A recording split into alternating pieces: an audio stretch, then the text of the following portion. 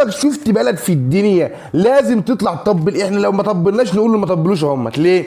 لان ما فيش وزير شباب في الدنيا، لا في تونس ولا في المغرب ولا في السعوديه، ولا شفنا اي اخبار ولا تصريحات لاي وزير شباب ورياضه في كل الفرق، حتى في جنوب افريقيا في صن داونز اللي مسافر بيدعم فيها الفريق. بصوا يا جماعه، خير الله ما جاله خير. كنت لسه صاحي من النوم، كتبت بعض الحاجات عشان ما انساش. صحيت حلمت بحلم غريب قوي، محتاج اي حد بيفهم في الكوره يفسره لي بعد اذنكم، يعني لو مش هتقل عليكم يفسره لي.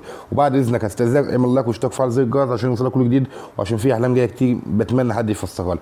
بدايه الحلم جيت انام، صحيت يعني وانا نايم كده، صحيت من النوم لقيت نفسي في كازابلانكا في المغرب، مش عارف ايه اللي وداني هناك، بس صحيت من النوم كده.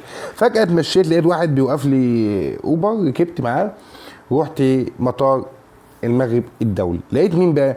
لقيت بعثه الوداد مسافره راح كاس العالم للانديه. تمام، مين واقف معاهم في البعثه؟ وزير الشباب والرياضه المغربي. بقيت مستغرب، فقت من النوم ساعتها مش فاهم الحلم. فتحت السوشيال ميديا لقيت الناس كلها هايجه على وزير الشباب والرياضه. ليه؟ لان في اعلامي طلع اسمه خير رمضان اتكلم باسلوب بيسال فيه وزير الشباب والرياضه، مش هقول لك اسلوب وحش، لكن بيسال فيه وزير الشباب والرياضه ليه انت ما دعمتش الاهلي ومش عارف ايه. عمرك شفت بلد في الدنيا لازم تطلع تطبل؟ احنا لو ما طبلناش نقول له ما طبلوش همت ليه؟ لان ما فيش وزير شباب في الدنيا، لا في تونس ولا في المغرب ولا في السعوديه، ولا شفنا اي اخبار ولا تصريحات لاي وزير شباب ورياضه في كل الفرق، حتى في جنوب افريقيا في صن داونز اللي مسافر بيدعم فيها الفريق. لازم الاهلي لما يقف في اي حته تمام يحصل شويه تطبيل، يعني العالم بحاله هيقف. اقف يا ابني من شغلك، ما تروحش شغلك، وانت عيب ما تعملش مدرستك، وانت ما تذاكرش امتحانك. ليه؟ الاهلي بيلعب في كاس العالم للانديه يا جماعه، الموضوع كبير قوي، فوقف حالك يا حبيبي لحد كاس العالم للانديه ما يخلص. حلو. فوزير الشباب والرياضه طلع رد قال يا جماعه انا دعمت الاهلي في موقف واثنين وثلاثه واربعه، من ضمنهم الساعات لما كان طلع قبل كده من الشوط تركي آل الشيخ ضربهم، ما حدش فيهم طلع يتكلم، بما فيهم الراجل اللي كان كل يوم يطلع يتكلم عليه اللي هو المحترم محمود الخطيب. حلو الكلام ده. فالراجل قال لك انا وقفت قدام المستشار تركي آل الشيخ في موضوع الساعات قدام الاهلي، فانا ساعدتهم في الموضوع ده 1 2 3. فالكلام ده بقى ما يعجبش مين؟ ما يعجبش المستشار تركي آل الشيخ، وما يعجبش مين؟ الفتى المدلل بتاعه الكابتن ابراهيم فايق اللي كل يوم بتبان لي سقطات. فيطلع النهارده يقول لك تصريح انا والله ما اعرف وزير الشباب ايه ما انت عشان دافع بقى ولا ايه؟ نقول له اكتر من كده يعني، مش فاهم. لكن ده فابراهيم فايق يهيج ويميج ويعمل مش عارف ايه، ويطلع يهاجم وزير الشباب والرياضه، الراجل اللي دلوقتي الناس كلها عايزه تصدر لك انه زملكاوي وان خدماته بغزر. ده وزير الشباب والرياضه مع احترامي الكل ليه، ايه الفايده الكبيره اللي ساعد بيها نادي الزمالك؟ يا راجل ده انتوا دلستم وغيرتوا القوانين وعملتوها ظروف قهريه عشان الاهلي ما يخسرش منه 3 نقط وخدتوا الدوري. وزير الشباب والرياضه ما عملش حاجه. يا كابتن ابراهيم يا فايق يا كابتن خير رمضان يا ناس يا مدلسين، ما طلعتوش اتكلمتوا واتحرقتوا من القلب كده لما بيراميدز كان بيتحايل ويقول لهم اجلوا لي ماتش عشان خاطر عنده نهائي افريقيا. حتى لو ما قالش انت نفسك ما دعمتوش، ما جبتش تيشيرتات بيراميدز ولبستها، اصل انت عندك فريق مصري بينافس صن داونز اللي كل سنه بيديك على قفاك وطلعك من البطوله. ما حدش يتكلم عن كده. ايه الفريق مصري يسافر بره يلعب اي بطوله وحد دعمه غير الاهلي؟ الزمالك كان بيلعب في البطوله العربيه ما شفناش كل الهجه والميجا دي، ما حدش دعم اي حاجه. بقول لك بيراميدز كان في نهائي دوري ابطال افريقيا، لكن ليه؟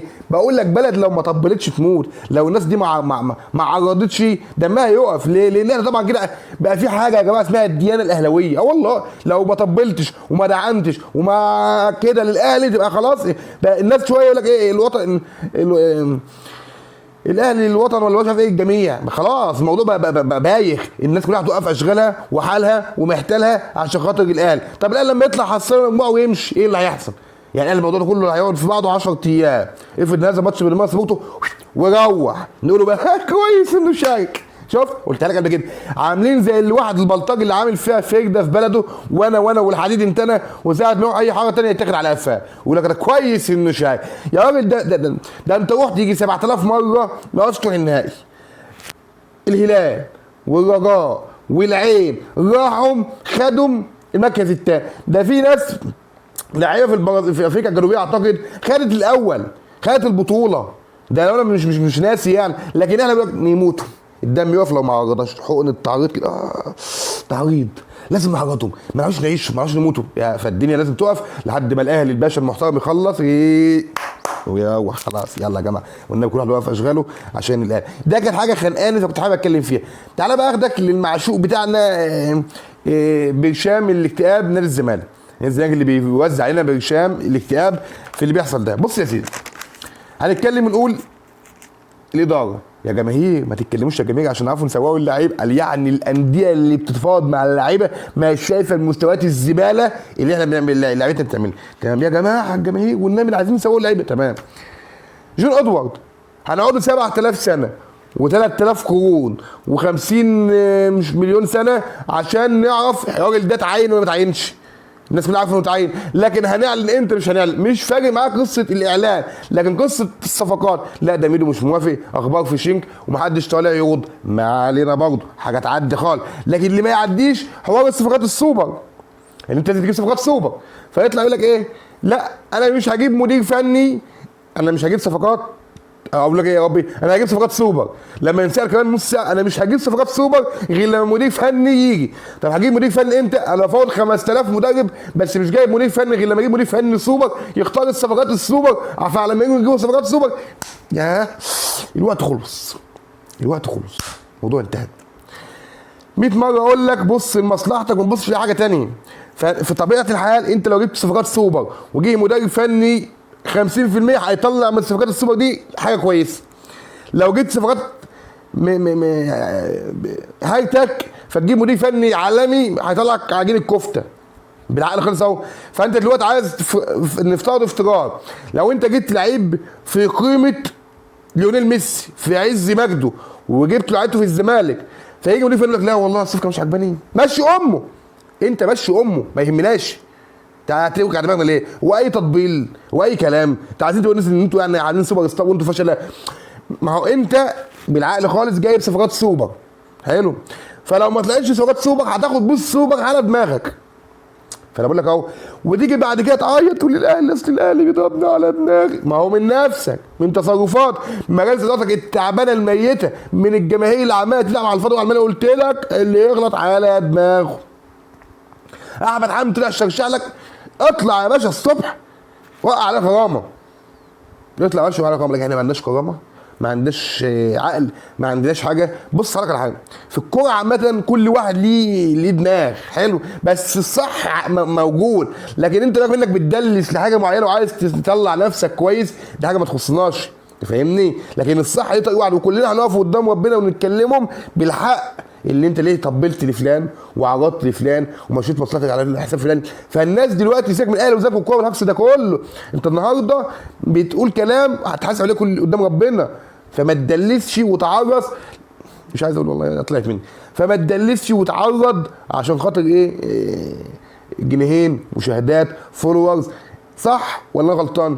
الاهلي بيتم مساعدته، لكن انت الملعب المفروض لك اهو الاهلي خلص صفقاته ما بتخلصش ليه؟ الزمالك عاوز لا يقل عن 10 صفقات، يقول لك 7 و8 ما يكفوش، لازم 4 صفقات سوبر، 4 سوبر ستار افارقه، مش حمزه المسلوسي، سيف الجزيري، عوض احمد الجفالي، اي حد، بكار محمود بنتايج، وتجيب 2 مهاجمين محترمين سوبر ستار.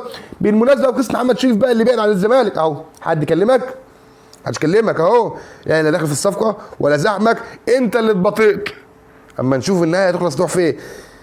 محمد شريف بعد شويه على الزمالك بس بكيف الزمالك، يعني ايه؟ يعني زيك لو عايز الصفقه خلاص معاه، لكن احنا بنتمرقع.